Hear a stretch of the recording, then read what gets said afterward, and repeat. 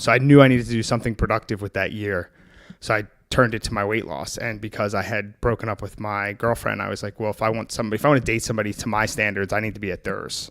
Like, that's just how it works. Like, I was a big guy. So I was like, I need to lose weight and be comfortable with myself so that I can then find somebody that I have at my expectations. And so I treated the gym like night school. So I went 3 hours a night every day, Monday through Friday, and I could only miss one weekday in that period of the semester. So like I could miss Monday one time from September to December. I could miss a Tuesday one time. And I just took that outlook, and it totally changed my perception of the gym. And from that, I would lift for an hour, hour and a half. I would stretch for a little while, and then I would just go on the treadmill and walk at a super high incline for like an hour and watch a TV show. And so it would be from like 7 to 10. I was in the gym all night.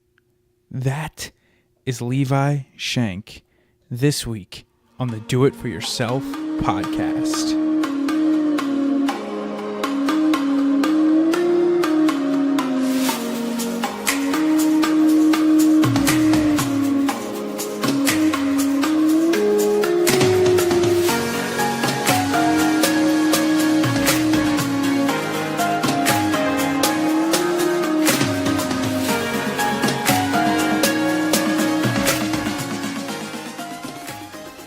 Hey everybody, how's it going? Welcome back to another episode here on the Do It For Yourself podcast. I am going to apologize right up front if you hear any munching or crunching in the background.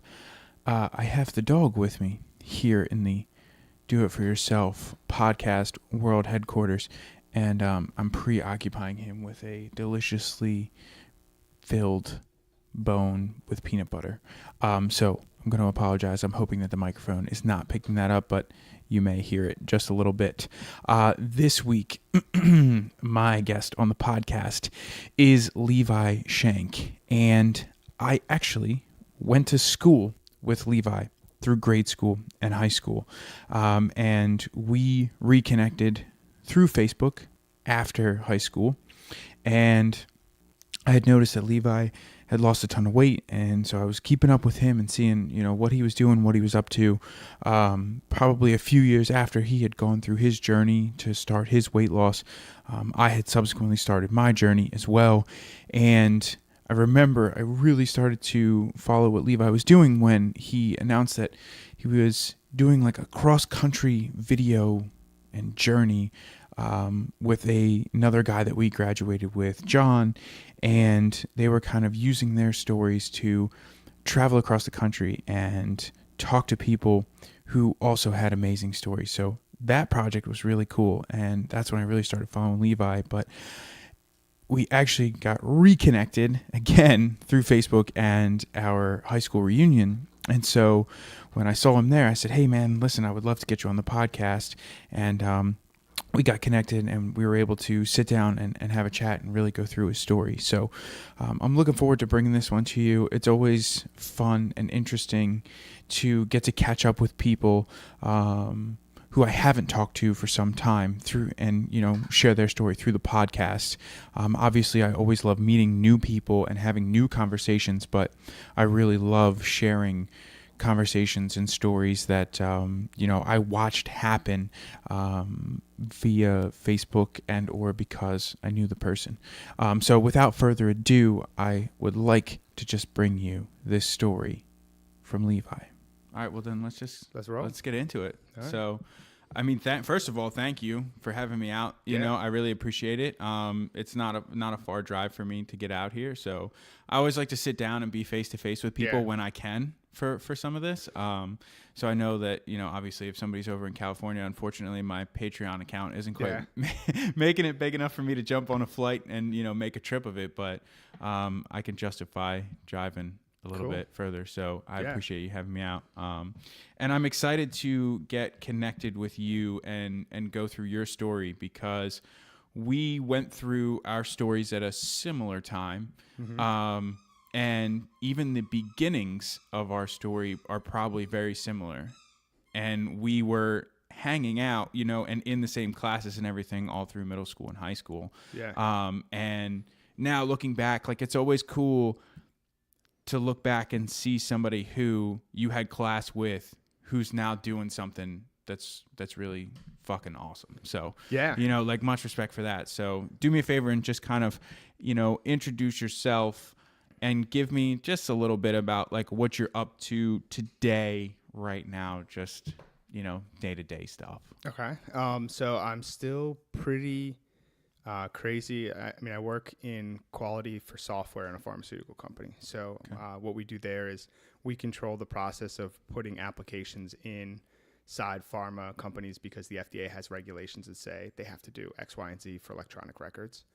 So it's a very constrained area and very process driven. And I'm kind of the oddball out there in the sense that I'm like, I go very hard, but I'm always questioning and going in opposite directions as everyone else, which has been fantastic for my career. And it's just been a lot of fun to like dig into, like if everyone's looking one direction and I turn around and look at the other, like seeing what's there. It's just so cool. And I think that ties back from my weight loss. So I'm still doing that today. Like I bike to work in the warmer months, which is awesome. I do crazy things. Like, I've been doing a ketogenic diet for like 3 years. Okay. And with that, intermittent fasting, extended fasting. So I'm really just kind of always self-experimenting. I identify now as being a biohacker. Okay.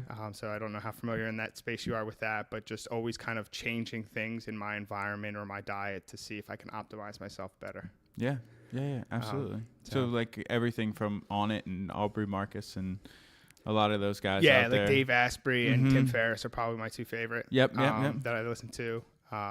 And then I follow some of the doctors in that area. So like Dom D'Agostino is a big guy, and Peter Attia is another big guy that they're into ketogenic diets and what that has for like health benefits as far as like fighting cancer, fighting diabetes. And for me, that's big because my mom had stage 4 colon cancer when I graduated college. So she beat it, thankfully. But that has always been something that's now on my radar because it's a higher risk. So it's been cool. Yeah. Absolutely. And so when you were probably in your elementary and middle school age, what did your diet consist of at that point? And were you making a lot of the decisions? Were you, what was available to you at the home? Because I know you were saying you had a single mom. So, mom was probably at work pretty good bit. Which can definitely affect, the choices, but also the prep of the food at home. Yeah. So I have an older sister. We're 2 years apart, and we pretty much thrived on our own most of the time. My mom was a waitress a lot of my younger years. So in that time of middle school, she would have been a waitress, and it was pretty much like pasta. I ate more ramen noodles than I ever want to admit because they were cheap. So I would eat, 3 packs of ramen noodles when I got home from school, which is the worst thing in the world that you could probably eat. And then she would go to the food bank and get food bank food. So it was like almost expired, but all prepackaged stuff and peanut butter and things like that. So it was just really bad available diet. So there was very little vegetables, very little good quality meat. It was just all processed carbohydrates and sugar. And what about when you were at school, when you had kind of some of the options? Like if you had the option at school to purchase your lunch, they do have a few different options. Then especially like once you get into high school, like they do have a salad bar there. They do have some wraps that you can get, and like still not a ketogenic diet like you're doing right now. But when it came time for you to get, you were a little bit older than purchasing your lunch in middle school and like I said, high school, when the decision was on you, what was that kind of looking like? Yeah, I think at that point, you get so fat. I mean, looking back at it, I weigh the weight now that I weighed in 6th grade. So I'm about 220. And that's about what I was at around 6th, maybe 7th grade. And I'm much healthier now than I was then and taller, right. Absolutely. So the weight was horrible on my body. So at that point, it was really just indulging in anything, right? So the chocolate milk and iced tea, like there were no good real drink options in school at that time. Yeah. I did get free lunch, so I got my lunch every day at school. But it was always whatever was there that was the best, worst food for you. So the best tasting, worst actual food. So there's chicken fries, things like that, the ribicue that we used to get. And then moving into high school, when I started working, I still qualified for free lunch, but I would actually buy double lunch. So I usually would end up getting like 2 things of chicken fries or 2 ribicues or whatever. And so it was very, very little did I get like a salad from the salad bar, or the one year I did wrestling and senior year I tried to do football. So I would like do 1 lunch and a salad as my second lunch, but it still was way too many calories. And then again, you're looking at like 4 chocolate milks, which is probably 150 plus grams of sugar. I mean, just ridiculous. Yeah.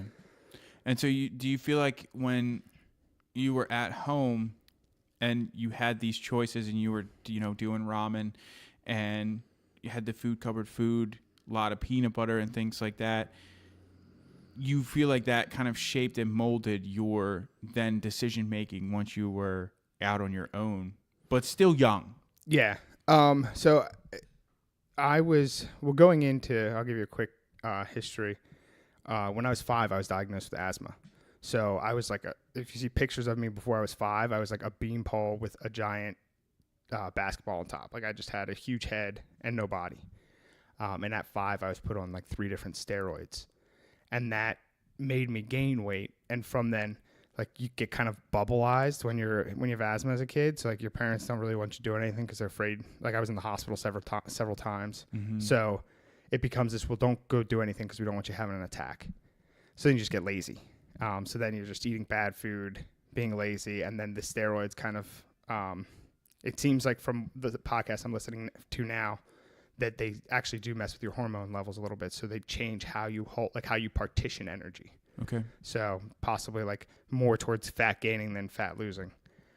So doing that, it just created a bunch of bad habits and you get fat and out of shape. And so when I graduated, like I would just hang out with friends on the weekend and order 2 Domino's like chicken parm sandwiches and get Oreo cakes. There's peanut butter pretzels and just like go ham watching movies and stuff like that. And certainly because you've lost a lot of weight, you know the feeling. When you get to a certain size, you really don't notice the weight change. Like you'll see the scale change, but 320 to 330 in like a month or 2, you don't notice it because you're so big. It just kind of shuffles itself around, and your clothes are already so gigantic that they don't really like get tight or anything like that. So you could just do whatever you want and not really notice it. Yeah. And I mean, I think it's actually interesting because you mentioned it there, but I just did a podcast with another guy and he said that, there was a social aspect for him when it came to food. And so like you were just saying, you go and hang out with friends and you order Domino's and you do, have this, and this, and you're just hanging out, watching movies, sitting in a basement. Like that's very, very common for people in that age group of high school to early college. Like that's just what you do. Like you order food and you hang out, you know what I mean? But the problem with it is like the frequency, the amount of food, and then like what your activity level or whatever looks like outside of when you're doing that, on a Friday and a Saturday night, or sometimes Thursday, Friday, Saturday, whatever the case may be. So it seems like that it was something that was happening pretty frequently with little to no activity on the outside except for when you were wrestling or when you were playing football. So talk to me about those 2 points, because I have my experience from when I was playing lacrosse in high school and kind of what that was like. So I want to hear like what that was like for you and why you maybe stopped pursuing that. Yeah. So wrestling I did freshman year, and I was already, so at this point, I think I went into the season at about 289, and this is going back a decade. I'm trying to remember, I believe, actually almost 15 years. I think the ultra heavyweight was like 275 was the max for like wrestling. So I had to drop down to that. And right as I was hitting that point, which was probably a third to midway through the season, we had to do wrestle offs with like the other people in the weight class. And just before so you said you were getting close to that point. What kind of help and or coaching and or education were you getting to get to that point, if any at all? I mean, there's no education. It was just because of the daily practice, like that kind of activity at 289, moving my body that much, and knowing that I like couldn't increase my diet because I had to lose weight. So just keeping the same thing, still eating like crap, eating 2 lunches a day. You know, at that point, I think that's when I started adding a salad as one of my meals instead of the other. Okay. But it didn't come off like too quickly. Like I probably lost the first 10 pounds quickly, and then getting down to that extra 5 pounds down to 75 took a little bit of work. But at the point I was ready, so I was going up the week before wrestle offs. The other heavyweight, we were doing a drill, and you had to like turn the body down, and then you kind of grab him and slam him down onto the ground. Well, when he went for me, he like tripped and ended up like just landing right into my knee. So he hyperextended my knee, and I got tendonitis, and that put me out for the season. Okay.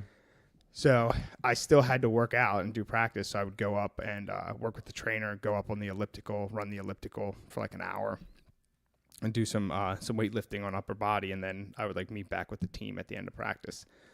But it really like disassociated me with wrestling. Like I didn't really enjoy it that much anyways, and just having that happen, like never actually getting to the point of doing a match was really tough for the whole season. So sophomore year, I started working because I was 16, got my license, and just was like, I need to make money. Like everything was on me, like clothes, food, whatever was on me. And so I was like, sports just kind of took a way back seat. And I'd still lifted at school, but other than that, I worked at pizza shops. So I was working in the kitchen for the first year or two, and then I started delivery driving. And then senior year, I decided to try football. And I think I was just lifting more, so I felt more encouraged to do it. So I started summer practice 2-a-days, but my mom had actually moved to Oxford, which is the school district over. Mm-hmm. And so I guess about a week into practice of the 2-a-days in summer, I got injured and had to go to the trainer. We were doing max out lifts, and I hurt my back. And I wasn't coming up in the system because I hadn't actually been in school. I got kicked out mid-junior year, and I had to go to Oxford for a semester. Mm-hmm. So we were working on the paperwork to get back in, but since I wasn't actually a student yet, they were like, you need to leave and get off of school property. You're not allowed back on school property until everything's finalized. So summer camp's like 3 weeks long, so I missed a little more than half of the rest of summer camp, and my paperwork didn't get finalized until the 3rd day of school. So at that point, a football game had already happened, and I wasn't able to practice. Like I wasn't at the caliber that everybody else was at. So I just didn't see the sacrifice I was making for that was I had just turned 18. So I took a credit card out and was just going to like put all of my monthly bills, so like my gas, my car insurance, my cell phone bill on that, and just pay the minimum payment. Mm-hmm. And then once the season ended, I would go back to work more frequently and then pay it off. So it's like it wasn't worth it for me. Right. So I just went back to work full time. Crazy that you could come to that realization, though, at the age of 18 years old. You know what I mean? Yeah. Because for a lot of even 18 to 28-year-olds, they can't come to that realization. I mean, people are coming out of college right now with hundreds of thousands of dollars worth of debt just in student loan bills alone. And then, they have a credit card because they're going out every weekend, and they have to buy groceries, and they have to do this, you know what I mean? And so, like, I think that's pretty crazy that you had that wherewithal at the age of 18 to be like, you know what, I do want to play football, and this would be fun, especially during my senior year, but what I would have to sacrifice and what I would have to do right now, like, that just, it's not a good option for me. Yeah. And I mean, I was fortunate in the aspect that we had no money, so like even the credit card I got, I think it was only like $700 was the limit, because that was the period where they were really crunching down on everyone. We're coming up to 2008, right? Where like the bubble was kind of about to burst, and so even then, that kind of like taught me the aspects of doing that. And even the first couple of years out of school, I had some major like financial failures that kind of reoriented to me to what was important. Like I got to the point where a couple grand in my bank account was all I needed. So if I had that, I could do whatever I wanted. And then something would happen, like a job change or whatever, and that totally like flips you on your side. So then you got to start over. And learning those lessons when they're little. Like you're much better. Like it was lucky that I didn't do that with college. I did it some aspect, but I was fortunate that I only came out with about 50 grand of debt in my undergrad. And I took a little more out from my graduate school, but I was graduating with people and they were like over $100,000, and now paying that back it's like they're never going to get out from under it. I mean, it's a mortgage. Yeah. And you can't even get a mortgage. Like I had trouble getting my house that I have now because the payment structures. I had to do a lot of work with the student loan banks to like reformat my payment structure so that I could get approved for the loan for my mortgage. Crazy. Yeah, that's crazy. It's crazy. So when you were going into college or getting ready to go into college, that first year there after high school, I know that you didn't go straight into your 4-year university. You kind of took a gap year, and you spent some time kind of getting ready to go to that point because of multiple things that were going on, financially and everything else. But what did the sports and kind of doing the activity do for you, both physically and mentally? Like, did you feel good when you were on the elliptical and lifting weights even though you weren't with your team? I mean, did you still kind of get that feel good feeling while you were doing that, or was it just like a drag? Because I'll be honest, when I first started, like especially if I was on the treadmill or something, and I was even just walking, right, or going through and lifting weights, like I never wanted to do it. I was like, this is fucking boring. Yeah. I don't like this. And so I never wanted to do it. So it never felt good for me, like the first time around, With like wrestling in that aspect, I hated it. Absolutely. And I wasn't at the point yet that I could feel anything or see the results. It was just torture all the time. Mm-hmm. And part of that was probably everything that happened was just a negative outlook. So for me, the year after high school, I did 2 classes for community college, both semesters. And then I had to take a gap year for my second year because I didn't get financial aid. And that I also broke up with my high school girlfriend at that time. So It was kind of like a checkpoint that I had a lot of adults tell me because I was taking a gap year that I would never go back and would be a failure. I mean, they are like fucking brutal adults. Like they really, if you can't pay for it, they're just like, they write you off for the rest of your life. So I really wanted to just be like, fuck you. Mm-hmm. So I knew I needed to do something productive with that year. So I turned it to my weight loss. And because I had broken up with my girlfriend, I was like, well, if I want to date somebody to my standards, I need to be at theirs. Like, that's just how it works. Like, I was a big guy. So I was like, I need to lose weight and be comfortable with myself so that I can then find somebody that I have at my expectations. And so I treated the gym like night school. So I went 3 hours a night every day, Monday through Friday, and I could only miss 1 weekday in that period of the semester. So like I could miss Monday one time from September to December. I could miss a Tuesday one time. And I just took that outlook, and it totally changed my perception of the gym. And from that, I would lift for an hour, hour and a half. I would stretch for a little while, and then I would just go on the treadmill and walk at a super high incline for like an hour and watch a TV show. And so it would be from like 7 to 10. I was in the gym all night. So before you went into the gym, not even what flipped the switch for you, but what was the trigger to let you know you needed to make a change? Like, was there something that happened? Did you step on the scale? Were you out of breath when you went to tie your shoe? Like, was there an event that happened, or did your doctor just say to you straight up, like, hey, you got to do something? Or was there no event? Like, was there no like epic moment, like lights shining down, like, Levi, you need to do something? You know what I mean? Yeah. Like, I mean, those were the two moments, to be honest with you. Like, I'm about 6'3" now. So, and I gained weight so early, and like, I don't want to say gradual because it was aggressive, but still at like, 20, 30 pounds a year, that it was sat on my frame well. So even though I was massive, I still wasn't like all gut or anything like that. So it was like I wore it all on my entire frame. And we didn't go to the doctor as much as a kid, so I was pretty doctor averse. But just really having a chip on my shoulder of like breaking up with my girlfriend and then having all of those people tell me how much of a failure I was going to be. It's like I just had to tell them all to screw off, and really it became a challenge at that point. And over the year it changed. So once I started seeing results, that changed my diet because you work out for 3 hours a day. Like you're that size. I was 356 was my largest. Yeah, you're bound to lose weight at some point. Yeah, like just working out for 3 hours, you're you're bound to lose weight at some point. Yeah. Something's going to start. Like just after a month, I dropped probably 10 pounds or something like that because I was just so massive.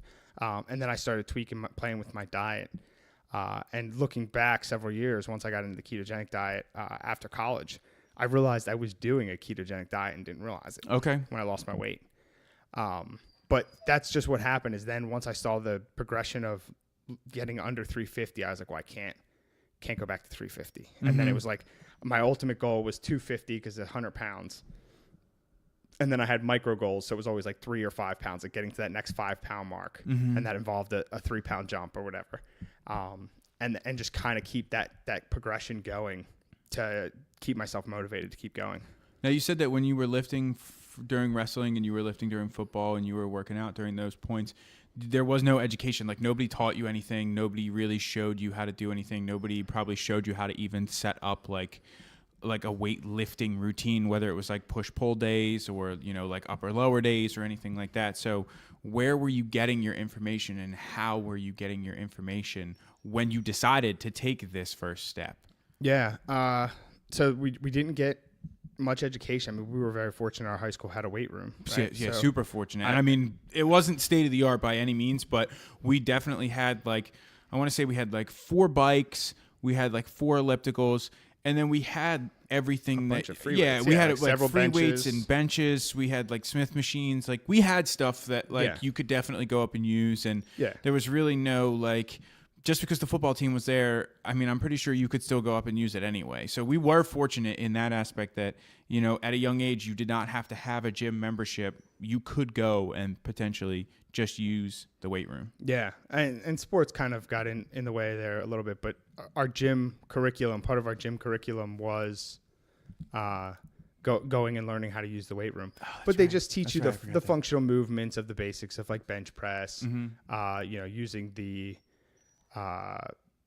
different chin-up exercises and curling and things like that. My training probably started afterwards at the YMCA. I mean, the 7 to 10 o'clock, you get a lot of the guys who are in there who are big lifters, who really are, professionals. They work a career. They're adults. They come in late at night, and that's what they do with their social time. They lift and they talk to each other. So as soon as you start putting up weight, you really quickly come into that group. Which I did, but I didn't learn how to lift properly. So I got to the point when I had lost my 100 pounds, I was bench pressing 305 for reps and then maxing out at 350. I was picking up 100-pound dumbbells and doing shoulder presses with 100 pounds in each hand, and not realizing how bad I hurt, how much damage I was doing to my shoulders and my chest and my forearms, just because I wasn't using the proper technique with those weights, and I had built up to such a high weight that doing bench press with 305, I'm not activating my chest the way that I should be, so therefore I'm compensating with my front delts, right? And my forearms, and just the danger that causes. Yeah. So it took me probably until the last couple of years to actually learn good lifting techniques. And we're so these guys, and this is I learned this as well, and I found this as well.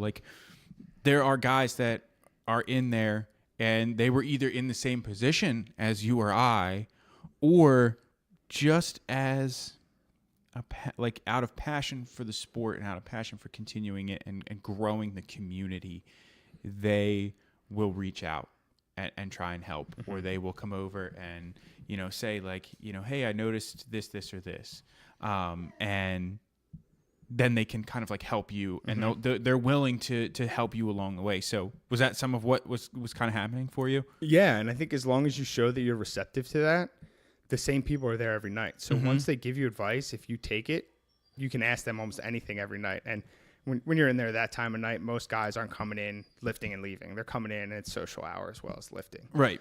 So you really can get opportunities to interject with them and ask. Now, most of them also probably don't have the best techniques either. So you learn slowly and figure it out. But it's definitely better than what I had before. Right. And now we were coming, that was really getting into the beginning of the digital age. So now if I need to learn how to properly do a technique, I YouTube it. Right. I Google it, I read some type of blog or whatever, and just find the proper mechanics of doing it. So like I can't back squat. Like I cheat. I have very tight hamstrings, calves. I have bad ankle mobility. So like for me, back squatting is just a way to more injury. Okay. So I've learned to front squat. So now I do front squats, which is much harder to do. And you can't do nearly as much weight. It takes it's a much longer progression to higher weights. Absolutely. Yeah. But I feel good, and I'm actually using my lower abdomen and all of my hip muscles instead of screwing up my lower back, which you see a lot of people do because they go halfway, like they do short range of motion, and they really screw their bodies up. Yeah. So when it came time to structure your workouts, like you said, you were lifting for probably about an hour to an hour and a half each night, and then doing your cardio. When it was time to structure those workouts, and this is how I'm going to do this day, Monday, were you doing Monday, Wednesday, Friday, or just Tuesday, Thursday? Like, how did you really learn to set that up to get you from that point of when you saw your first 10 come off, your first 10 pounds come off, to holy shit, now I've lost the equivalent of like a small person. Like I've lost 100 pounds. Bridge that gap for me. Okay. To be honest with you, it was keeping track. At the time I had a weightlifting journal. I changed my routine a lot now, so I'm not as good as keeping all of the content in one place. So before it was just an actual journal that I would write in. And it started out with the normal routine most people do is like chest and tris, back and bis, legs, your 3-day rotation, and kind of going through that. And as I started working with the bigger guys that were there, because at night you really find some big bodybuilders. So you learn that most of them only do one muscle group a day. So they only focus on chest, and then they only focus on back, and then they do legs, and then they do bis and tris together, and then they'll do shoulders. So then I went to a structure like that where I was just really focusing on one body part, and I got massive size-wise. And I'm fortunate and disfortunate in that sense that I think it's ectomorphous, which is like there's 3 different body types. Like really slim and slender is like endomorphous, midway is mesomorphous, and then I think ecto is the large, like kind of Neanderthal looking one. So I fit in that category where I can gain weight easily in either direction. So it's a blessing and a curse that I can put muscle mass on really easily, but I can also put fat on very quickly as well. Gotcha. So I was fortunate that I could see the results there in that aspect. So when I got down the 100 pounds, I was lifting at that point. That's where I was at, like 305 bench press, and just focusing on a body part each day. And I still had a squishy midsection, like I was like the bro science of lifting heavy, eating a lot of protein. I didn't drink much, so that was one thing that definitely helped me is I didn't have alcohol. Even when I turned 21, I was pretty into fitness at that point. It was like 235, and I would go out with friends to the bar, to the Wedge back in our hometown, and I would have a huge 1 gallon thing of water and just sit there. I think all of us did that. Yeah, I think everybody who started, because there's a lot of people who start their weight loss journey in the bodybuilding space and like going down that avenue. Now with the way that things are going more recently, especially with things like, Orange Theory Fitness, and I mean, CrossFit is still there, but I think for the person who's just getting started, and even somebody who's been in fitness for quite some time, CrossFit can be intimidating. I hate CrossFit for the general public, and if you have CrossFitters on here, they probably just all got mad. Don't worry, I wear a half vegan shirt to piss off vegans, so I got you covered, CrossFitters. But I think a good CrossFit gym, like if you go to someone who really is an expert in CrossFit, it is a phenomenal workout for you because you learn the main body movements and the body mechanics of lifting weights.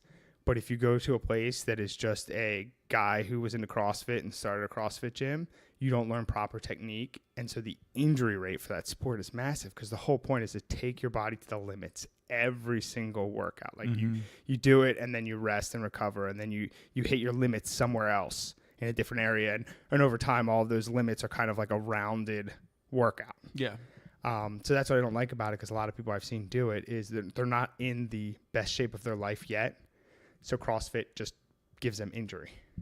So you really have to be someone who's worked out very hard and then goes into that avenue, I think. Yeah, and it's funny because, like I was saying, there's a lot of people who go down that bodybuilding route, or at least something similar. Yeah. And they read somewhere, whether it be on bodybuilding.com or, one of the bodybuilding.com writers, like their Yeah. blog, they read about drinking a gallon of water a day and eating clean proteins. And so then you see them, like I carried Tupperware with me in a container, I carried my Slamming meals cans of tuna. in a container. And I had, which I do still have, which I love it, is the 6-pack, like lunch bag that has the individual, it can fit like 3 individual containers in it for 3 different meals. You got spots on the sides with ice packs and everything. Like, so that was definitely a good investment. And I still use that to this day because now just traveling out on the road and everything, it's great to be able to just grab that bag and you have enough food in there. But yeah, the gallon of water a day. Now, do I still carry around the gallon jug, like I used to in the day? No. I just have a very nice water bottle that I carry around. But it's even like little hacks, like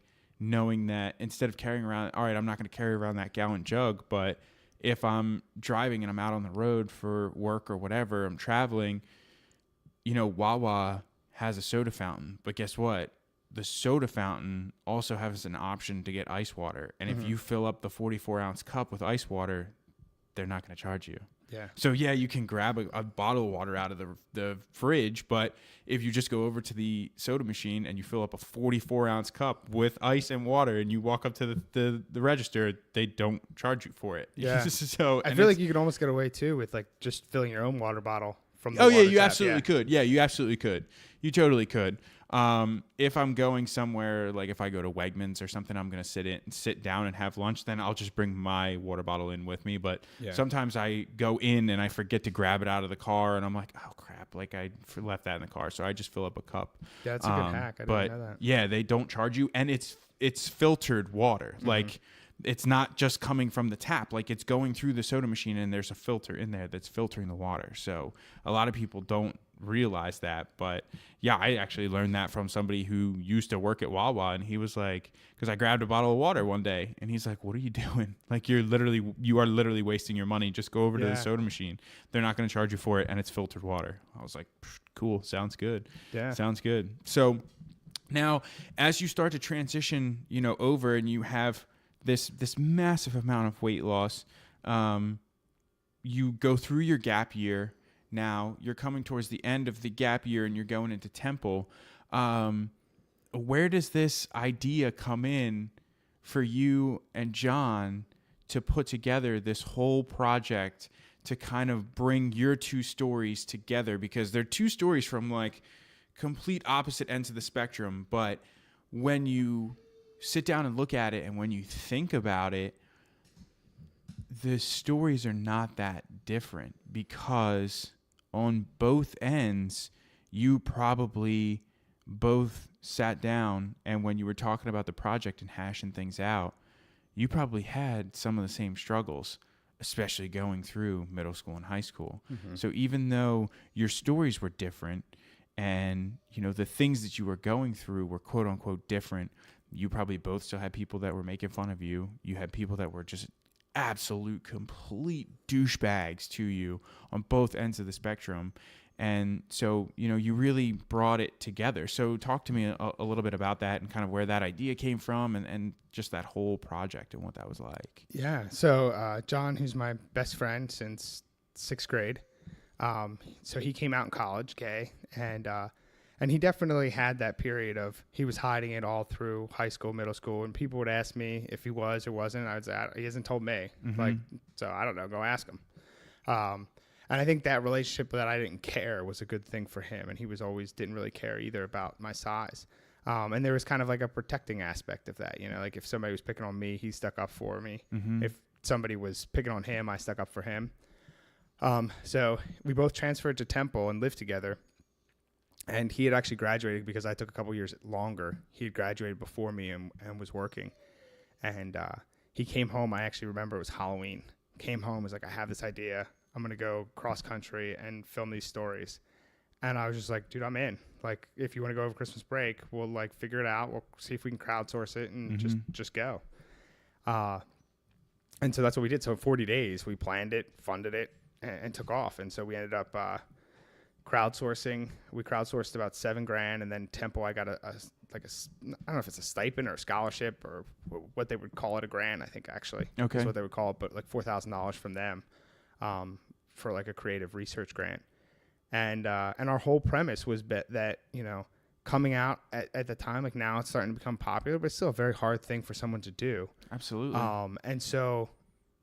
And losing weight and paying for myself to get through to Temple and go to college without any kind of like parental help was challenging. Both of those things were challenging in themselves. And so our whole idea was that these crazy stories that people hear of other individuals are everywhere. Like they're in every town across America. And so like even what you're doing right now with this whole podcast and everything you're trying to show people is like, that's what it is. These aren't these crazy 1 in a million stories. It's just regular people. And so that's what we decided to do was like, we're going to just drive across country and hit these major cities. And we're going to find a great story of a regular person. And that's what we did. And it was amazing what we found. I mean, we interviewed one of the founders of Planned Parenthood, the last person off the Miracle of the Hudson that crashed into the Hudson River. So, I mean, these people that you would never think that you'd get access to. And we happened to get access to them while we were on the road. So it was just an amazing experience. And I think it compounded that although a goal for me at a point in time might seem very lofty and crazy, and to everyone else it definitely seems crazy, that it's not. Yeah. And if you keep going for it, those dreams and things that you do that are even bigger, keep growing. Well, and so I was going to say, like, when you stepped into the gym for the first time at 350, I mean, didn't you think that was a lofty goal as well, or weren't people saying to you like, come on, man, like really, do you really think this is, going to happen or what? I mean, I know people say, a whole bunch of different shit. So, but I feel like having the experience and just like you were saying before we started, the grit and the determination and everything that it takes to go through that weight loss. I mean, now that has to transfer to starting and launching this project where people were like, you're nuts. You're never going to be able to meet somebody, out in the middle of nowhere to sit with them and get a story. Like, yeah. Well, and with losing weight, like, as somebody who's had to lose a lot of weight, like you try your whole life. So there's rarely ever a period in time that you're not trying to lose weight. Mm-hmm. It may not be the most important thing on your plate at that time, but anyone who's overweight wants to get thinner. And so it's really hard to say this is the time because after you fail a bunch of times, you're like, okay, well, maybe it's the time. So I think I just didn't pay attention to them. And because I had set my kind of boundaries for myself and guidelines that it's just, I had to follow those. And when they started to show success, I just kept tweaking them and kept following them. And that's what really led me to losing all of that weight, was just not really focusing as much on what people said and what I was doing at the time, but just focusing on whatever goal I set and going after that. And the same thing with the documentary. I was taking 6 classes. I was in my senior year of college, and I was working 3 days a week at Channel 6. So I got, I think on average, 4 hours of sleep a night that entire semester. And looking back, I'm like, I don't even know how I did that. But that's what we did. Like, I remember so many nights of 2 a.m. I'm in the kitchen, like cooking up vegetables and like couscous and just shoveling it down my gullet before I go to sleep and have to wake up at 6 a.m. for a class. Yeah. Or to go to work. So to get back to the question is, I think if you set a goal and do something, I think everyone should set goals frequently. Just focusing on going towards that goal and knowing that it's okay if you fail or if the goal doesn't match or if you get to a certain point and you're like, yeah, this isn't for me. This isn't what I wanted. It's okay to step away. Yeah, absolutely. And I think a lot of people are scared to do that. And a perfect example is recently is I was a volunteer firefighter last year, and I did it for about a year. I was going through the trainings and it just was too demanding. Like, they wanted about 20 hours a week from volunteers, and it was just hard for me to give that with my work schedule and then still have a life. And that was what it really came down to, was that I really enjoyed the volunteering. I loved the training, but I couldn't make it work and still have a full balanced life. So I had to give it up. And it was a hard decision to make, but it was a point I said, you know what? It's okay. I gave it a year. Like, I gave it an honest try. Mm-hmm. And it's just not for me, and that's okay. Well, and I'm sure that probably happened with like certain ways of training, certain exercises, different forms of cardio, different. I hate using the word diets, but like different, ways that you're eating, not necessarily like the keto or the paleo or low carb or whatever, like however you want to classify that. But like, there's definitely things that you can try as you're starting to lose weight that like you try it and maybe it's not working, but at least you tried it to see whether you liked eating that way or not. Because that's the most important thing. Is like, and I'm sure that you would agree with this, and I've said it on here, a million times, but you have to either enjoy it or like it. Maybe you don't enjoy it fully, but you like it for it to stick. Yeah. Like if it's not something that you kind of even sort of have fun doing, you're not going to do it. If it's something that you dread doing, you're not going to do it. Now, my caveat to that is, guess what? There are days where I don't feel like getting on my bike. Yeah. And there are days where I don't feel like putting on my running shoes. And there are days where I don't feel like getting in the pool. But on a bigger scale, that's what I enjoy doing. Mm-hmm. So yes, in the day-to-day, there's definitely going to be a day where it's either super early or you had a shit day at work and that's the last thing you feel like doing. But in the big picture, you still enjoy it. You know what I mean? Yeah. And I think figuring that out and that goes across your entire life. Like really taking stock of what you enjoy and the things that work in your life are extremely important. And so I think working out, you should look at it that aspect. Dieting, you should look at that aspect. So to give examples, like I don't have a full marker. I can eat and just literally put away 10,000 calories and people's jaw will just drop. And I'm just like, you guys got some cookies? Like I can also eat some cookies. Right. Like, let's go. And so for me, like I did losing the weight, I did all the small meals and 400 or 500 calories a piece, and I was miserable and constantly hungry because as soon as I started eating, it like created the hunger in my brain. And it didn't work for me. So when I found keto, it was like, oh, I can eat as much as I want of these areas. So fats, meats, dairy, vegetables. I just have to give up carbs and sugar.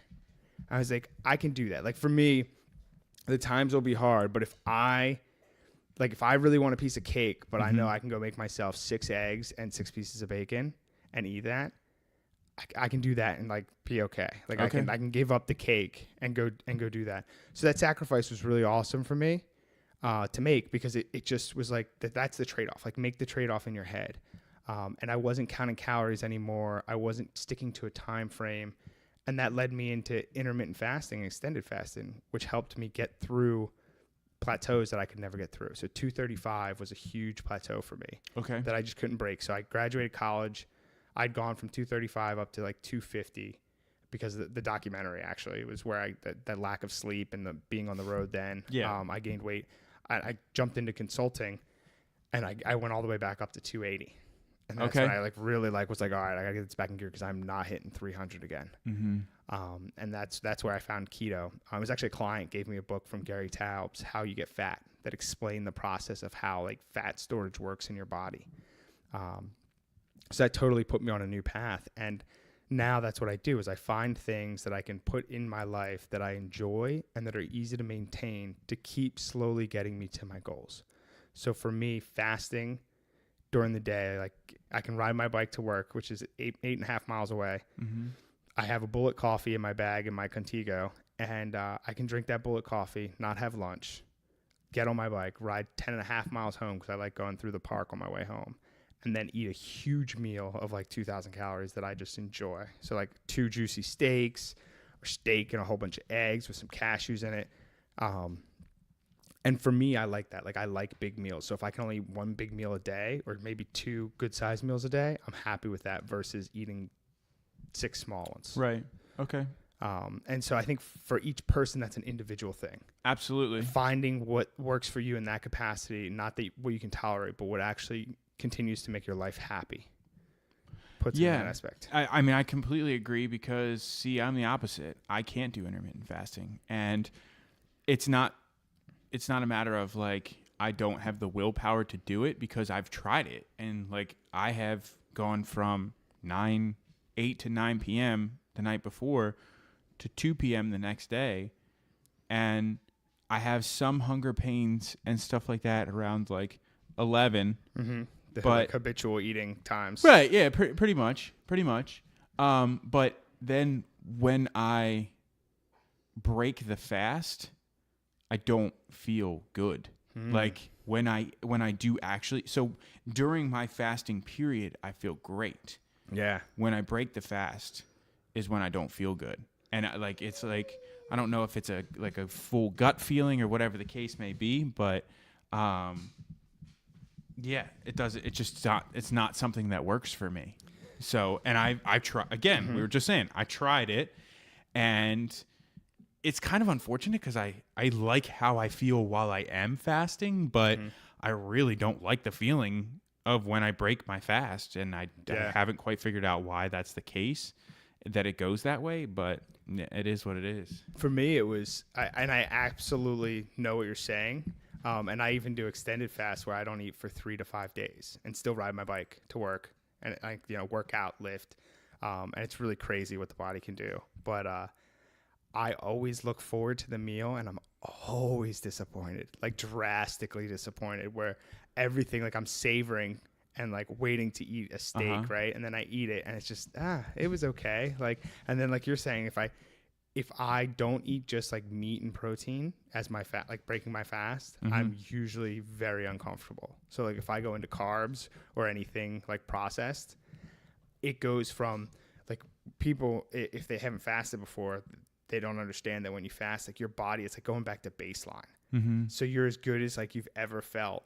And then as soon as you add something in, it's automatically going to make you feel a little worse. Sometimes getting the energy helps, but for the most part, the food in general, it doesn't matter what it is going to make you feel a little crappier because your body has to readjust. But if you do like something processed or something that you don't naturally eat all the time regularly before you fasted, then you really, like, it throws your whole body off. See that, and that's what's interesting. It's like I wasn't eating heavily processed. Like a couple of the times I can specifically remember that, like, I would stop at Chipotle, and that's what I would have. I would have Chipotle, and it was just like the rice, the beans, some form of protein, and some form of good fats, whether I went with the cheese or with the guac.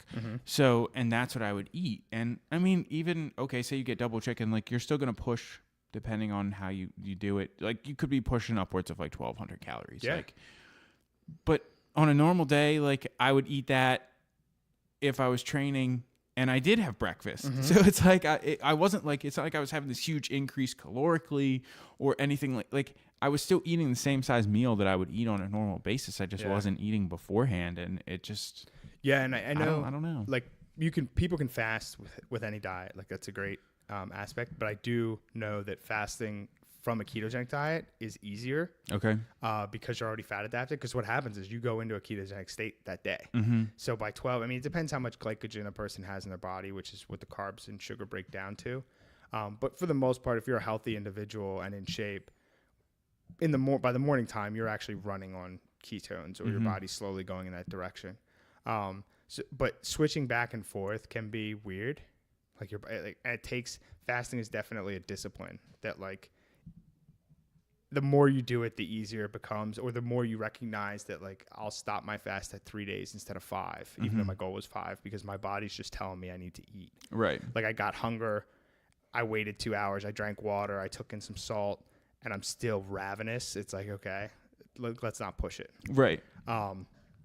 But it definitely, there's times like my girlfriend now, she's the exact opposite. She's a pretty vegetable eater, a little bit of meat and some grains. And that's pulled me off of a ketogenic diet at times, because I'll just like want to eat some of what she's eating. And I've noticed that I don't feel good jumping between the two. Okay. So like I'll get headaches a lot easier, kind of feel like lightheaded and sick and bloated more. But like now it's crazy because broccoli or Brussels sprouts or something like that I normally could eat a ton of, I bloat as if I had eaten a cheesesteak. Wow. Like, I mean, it's really a crazy thing. And it doesn't work for everyone. Like John, who we were talking about earlier with the documentary, he tried doing a ketogenic diet and it totally flopped for him. He didn't feel good. He didn't like it. And he got past the point of like the keto flu. Yeah. Okay. And we had talked about it before. Like he thinks he might have cheated a little too much because a lot of people, and I definitely had periods where I was learning the diet that I did that, where you go to like no calorie sweeteners, sugar-free candy, like things that they've made for people with diabetes. And that doesn't work. Like your body still has to do something with that. So it kind of like throws off your body's mechanism of what it's supposed to be doing, which is really hard. Like giving up. The one thing I've had struggle with is the no calorie sweetener that I put in my coffee. Okay. And that I found that as I continued to do it, even fasting, I will lose substantially more weight in a week if I don't take the sweetener than if I do. Interesting. Yeah. And it's just, and I don't think it's not calories. It's just that your body is like humming along and then you give it this and it thinks it's sugar and it's not and just doesn't know what to do. Right. So it kind of just throws it off. But that you got to play with it. It's one of those things each person, you're so individual. Everybody's body's different, you know? Yeah.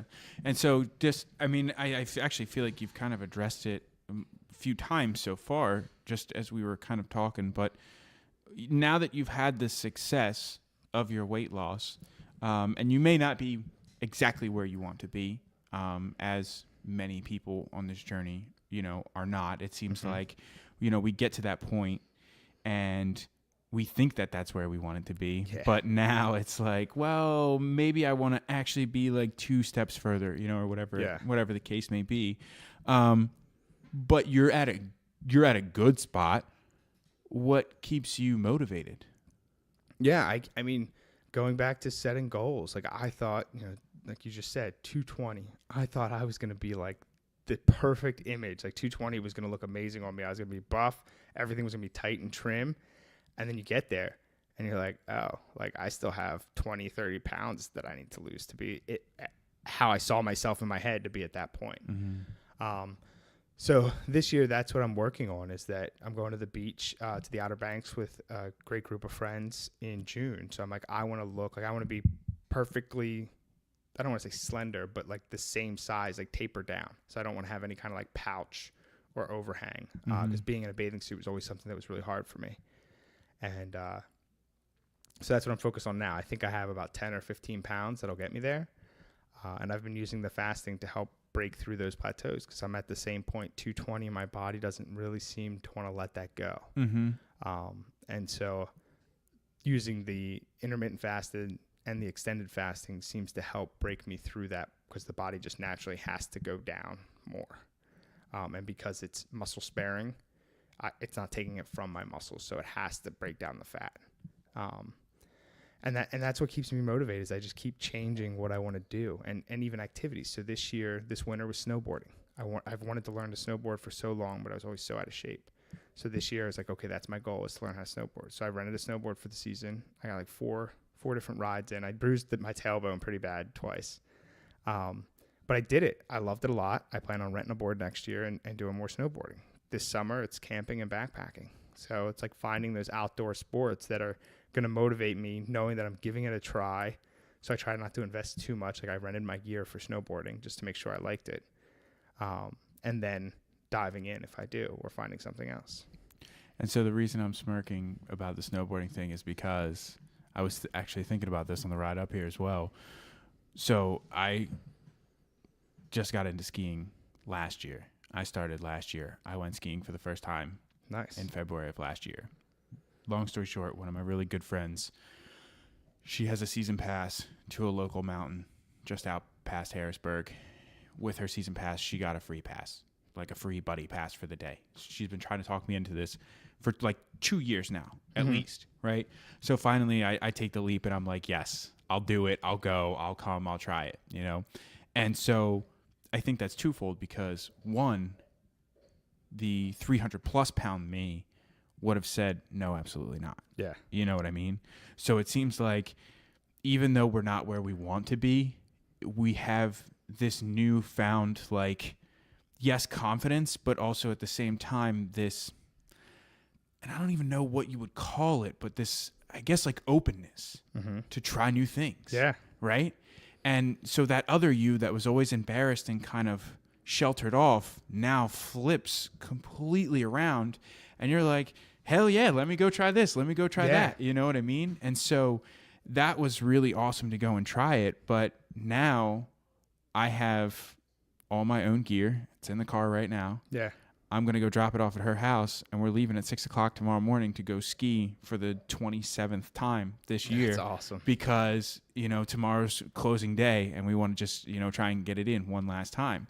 And so on the flip side of that, I used to be the person that was so doom and gloom by the time, like, October would hit. Yeah. Because my season was over, triathlon was done. It was now, okay, here we go. Here comes the long trudge through the wintertime.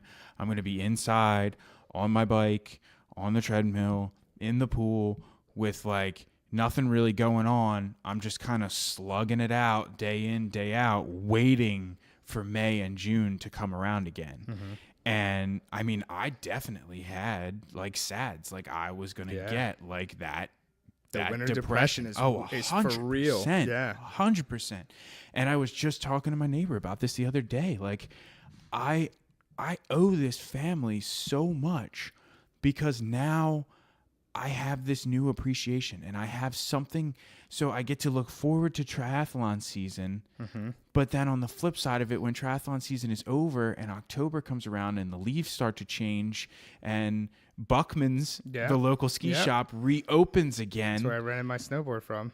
It's like now I have this whole new, 4 to 5, 6 month window, depending on what Mother Nature does, that I have to look forward to. And so it's like completely flipped things around for me. So just being open to these new things is something that I know would not have been the same had I not gone through this journey that I went through. Because even like you were saying, going through the journey, it's like, well, you start with this bodybuilding thing, but then you're like, oh, well, that looks kind of cool. Let me go over there. Let me try that. Oh, let me try this class. Let me jump on that spin bike. Let me try that Stairmaster.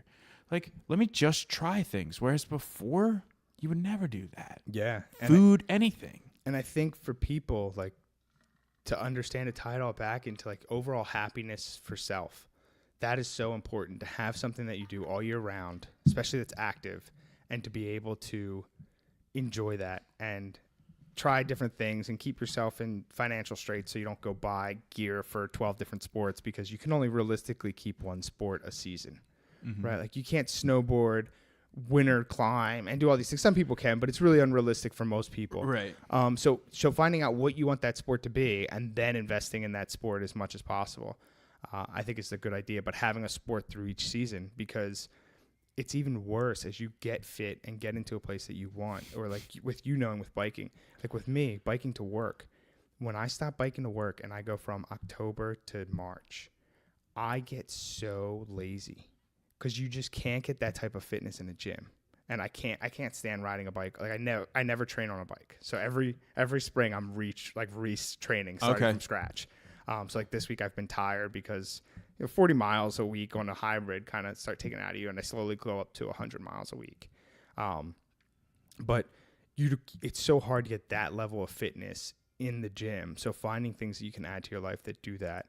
And like for me, it's like, okay, now I got to push that boundary closer together. Like I have to learn how to ride my bike to maybe November to February, abiding by if it snows real bad or something like that, I won't do it. But bringing that gap closer together, and in that whole time, knowing that snowboarding is filling that gap now, just brings so much joy that it can totally knock out. Like I didn't have nearly the depression this winter that I did before, and I didn't even get out as much as you. I mean, I agree 100%. I do. And I think that's what people need to just keeping stock of your life and your happiness and what works and what doesn't is the biggest thing people can do.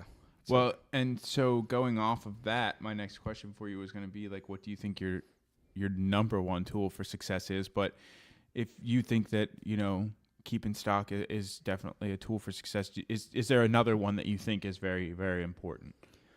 for success? Not just in weight loss, but just in this journey of doing it for yourself. Yeah, I think getting good friends, close friends that are doing the same thing. So one thing I think about me, but might not be that much news.